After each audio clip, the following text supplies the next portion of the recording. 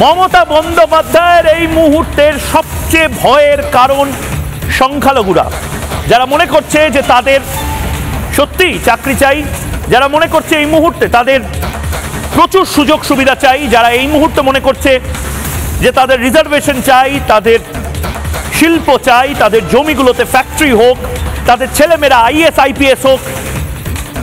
মমতা বন্দ্যোপাধ্যায় এই মুহূর্তে ভয় পাচ্ছেন সংখ্যালঘুদেরকে। মমতা বন্দ্যোপাধ্যায় এই মুহূর্তে ইন্ডিয়ান সেকুলার ফ্রন্টকে ভয় পাচ্ছে, এবং নতুন ভয়ের নাম, নতুন প্যানিকের নাম ইন্ডিয়ান সেকুলার ফ্রন্ট বা নওশাদ সিদ্দিকীদের দল।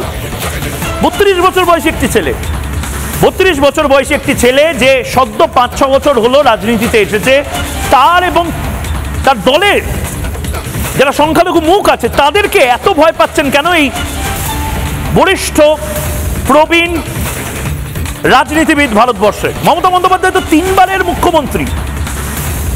এইটুকু নওশাদ সিদ্দিকী মমতা বন্দ্যোপাধ্যায়ের কাছে, তাতেই এত ভয়।